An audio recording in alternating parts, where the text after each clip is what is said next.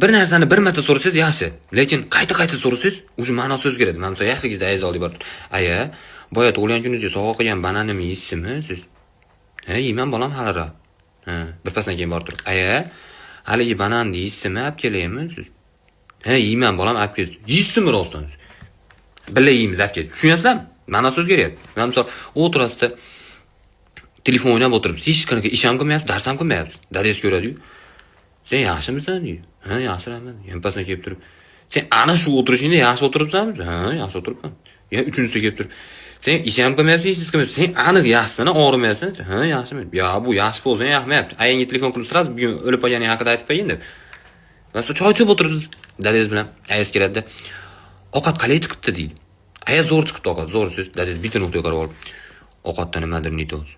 Nima yeysiz? 6-marta so'rayapti qalay chiqibdi deb. Mishig ham ko'rinmayapti, deyman.